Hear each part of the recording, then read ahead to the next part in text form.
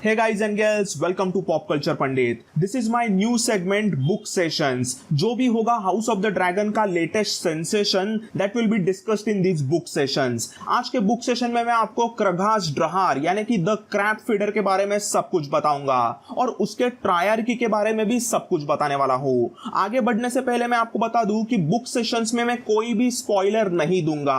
मैं बस जो भी एपिसोड में होगा उसके बारे में थोड़ी सी हिस्ट्री दूंगा, फ्यूचर नहीं दूंगा, यानी कि स्पॉइलर नहीं दूंगा। सो अभी हो गया है इंट्रो, अब जानते हैं क्रैप फीडर क्रगास ड्रहार के बारे में। क्रैप फीडर को समझने के पहले एसोस का एक छोटा सा वापस पॉलिटिकल लेसन लेना पड़ेगा। सो डूम ऑफ वलेरिया के डिस्ट्रक्शन के बाद में एसोस के 9 अलग अलग सिटीज बहुत पावरफुल बनने लगी थी और उनके बीच में हमेशा कुछ ना कुछ रिलीजियस, पॉलिटिकल, कल्चरल, इकोनॉमिकल ऐसे कुछ ना कुछ प्रॉब्लम्स होते ही रहते थे। इन्हीं सिटीज को फ्री सिटीज भी कहते हैं। इसमें वैसे कंपैरेटिवली सबसे पावरफुल सिटी था वोलांटिस का सिटी, जो रूइंस ऑफ वलेरिया के एकदम नजदीक बसा है। ये वोलांटिस में रहने वाले लोग यानी कि वोलांटिनीज लोग अपने आप को वलेरिया के असली वंशज समझते हैं, क्योंकि वलेरियंस हमेशा उनके शहर में कुछ कारोबार, कुछ बिजनेस वगैरह करने जाते थे। सो ये वोलांटिनीज लोग बाकी सिटीज के लोगों के खिलाफ बहुत ही रेसिस्ट होते हैं और उन्हें बहुत गंदे तरीके से ट्रीट करते हैं और ऑब्वियसली इसके वजह से बाकी सिटीज बहुत गुस्सा होते हैं। वैसे देखा जाए तो एसोस के बाकी के सभी फ्री सिटीज एक दूसरे को बहुत हेट करते हैं। एसोस के फ्री सिटीज एक दूसरे के बिल्कुल सगे नहीं है और ना ही वो एक दूसरे पे बिल्कुल भी विश्वास करते हैं, बट फिर भी इवेंचुअली मीर, टाइरोस और लीस के शहर एक अलायंस बनाते हैं ताकि वो इस वोलांटिस शहर को उनके यहां से भगा दे। सो एक्चुअली वोलांटिस का शहर यहां बसा है, बट फिर भी ये वोलांटिनीज के लोग यहां पे डिस्प्यूटेड लैंड्स में घुसते रहते हैं। एज द नेम सेज ये लैंड डिस्प्यूटेड लैंड है। एग्जैक्टली ये लैंड किसका है पता नहीं, बट ट्रायर की सोचते हैं कि हम तीनों शहर मिलके इस लैंड को डिवाइड कर लेंगे, बट इन वोलांटिनीज लोगों को यहां से भगाएंगे। इस तरह से बनता है लीस, मीर और टाइरोस का अलायंस ट्रायर की, जिसे वेस्टरोस में किंगडम ऑफ 3 डॉटर्स भी कहा जाता है। बट कुछ लोग इनका मजाक उड़ाकर बोलते हैं कि ये 3 होर्स का किंगडम है। वैसे देखा जाए तो बस ये सिर्फ कहने के लिए एक किंगडम होता है, बट असल में इनका कोई भी राजा नहीं होता, कोई भी किंग नहीं होता। ये ट्रायर की एक काउंसिल बनाती है जिसमें 33 लोग होते हैं और सभी के मेजॉरिटी वोटिंग से ही फैसले लिए जाते हैं। इस काउंसिल में हर एक शहर के 11 मैजिस्टर्स मौजूद थे और उनका अलग ही पॉलिटिक्स शुरू रहता। बट जो भी हो, इवेंचुअली वो तीनों एक होते हैं और एक दिन ट्रायर्की के फोर्सेस ने किसी बैटल ऑफ बॉर्डरलैंड में वोलांटिनीज के आर्मी को हरा दिया। वोलांटिनीज लोग इस हार के वजह से डिस्प्यूटेड लैंड्स को छोड़ देते हैं और वो अपने अपने गांव वापस भाग जाते हैं। इस बैटल के बाद में ट्रायर्की के तीनों शहर अपने आप को थोड़ा सा ज्यादा होशियार समझने लगती है और उनकी लालच बहुत बढ़ने लगती है। उन्हें लगता है कि अभी उन्होंने ये डिस्प्यूटेड लैंड्स पे तो हाथ मार लिया है, तो क्यों ना अभी हम थोड़ा सा वेस्ट साइड जाते हैं और स्टेप स्टोन्स पे कब्जा करें। सो ये स्टेप स्टोन्स के आइलैंड ज्योग्राफिकली एकदम स्ट्रेटेजिक लोकेशन पर है और ये आइलैंड्स तीनों सिटीज के नजदीक भी है। तीनों शहरों को यानी कि ट्रायर्की को लगता है कि अगर अपन स्टेप स्टोन्स पे काबू पाएंगे तो इस इलाके से जाने वाले सभी जहाजों पर ट्रायर्की का रूल होगा। वहां से जाने वाले सभी शिप्स को ट्रायर्की को एक तरह का टोल देना पड़ेगा और अगर टोल नहीं दिया तो उनको वो मार देंगे। सो ट्रायर्की का प्लान सिंपल था, इस स्टेपस्टोन्स के आइलैंड्स को जीत लिया जाए।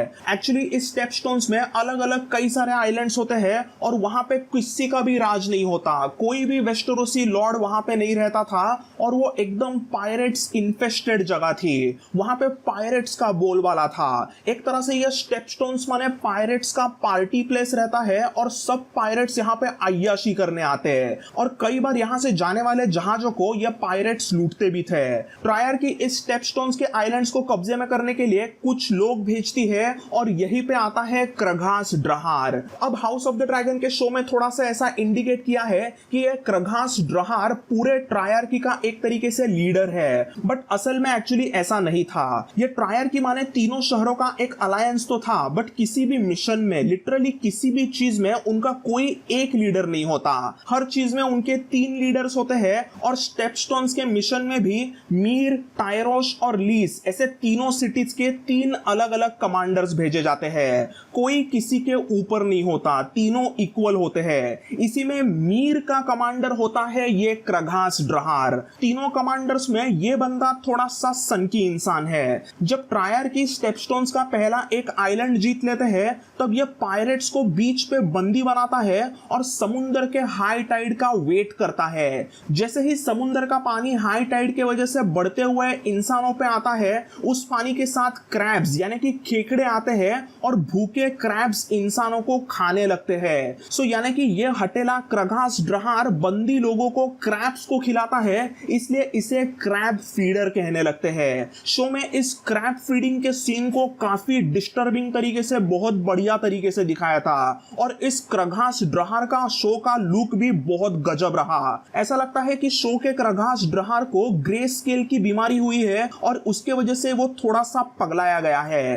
कई मेस्टर्स मानते हैं कि ग्रे स्केल वाले लोगों का दिमाग थोड़ा सा खिसका हुआ रहता है और शो के क्रगास ड्रहार का भी दिमाग थोड़ा सा पगलाया लग रहा है। धीरे धीरे मायरिश एडमिरल क्रगास ड्रहार और लीस और टायरोस के दो कमांडर्स ऐसे ही तीनों मिलके कुछ और आइलैंड्स भी जीत लेते हैं और स्टेपस्टोन से जाने वाला शिपिंग लेन वो कुछ हद तक ब्लॉक कर देते हैं। हमें शो के सेकंड एपिसोड में देखने मिला कि लॉर्ड कॉर्लिस वेलेरियन के एक जहाज को क्रैब फीडर और उसके साथियों ने पकड़ लिया, इसीलिए लॉर्ड कॉर्लिस बहुत गुस्सा होते हैं और उन्होंने अभी डेमोन से मदद मांगी है ताकि वो इस क्रैब फीडर को बैटल में हरा सके। सो ऐसे ही मायरिश क्रगास ड्रहार पकड़े हुए लोगों को क्रैब्स को खिलाता तो दूसरे तरफ टायरोशी कमांडर पकड़े हुए लोगों को गुलाम बना देता और तीसरा कमीना लाइसिनी कमांडर जहाज के औरतों को उठाकर उन्हें लीज के प्लेजर हाउसेस में भेज देता ताकि वो उनके बदन का बिजनेस कर सके। सो ये तीनों सिटीज का कुछ यहाँ पे अलग ही बोलबाला शुरू हो गया था।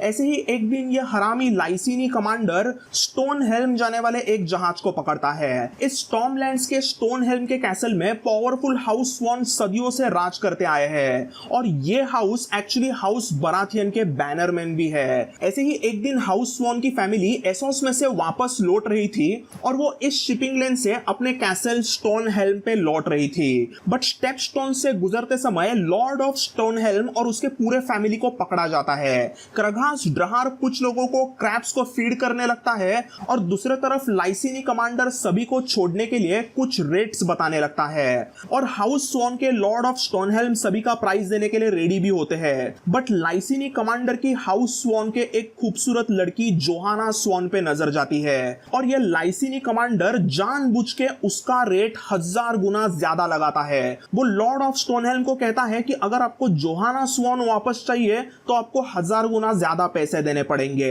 और ये Johanna Swan actually Lord of Stonehelm की भतीजी थी। यहाँ पर लॉर्ड ऑफ स्टोनहेल्म एकदम गंदी कंजूसी दिखाते हैं और वो जोहाना को लाइसिनी कमांडर को सौंप देते हैं, जिसके बदले में उनके जहाज को स्टोनहेल्म के तरफ वापस जाने दिया जाता है। माना जाता है कि इसके बाद जोहाना स्वॉन को लीस के एक प्लेजर हाउस में बेचा गया और वो वहां की one of the most famous prostitute बनी, जिसे आगे लोग ब्लैक स्वॉन करके बुलाने लगे।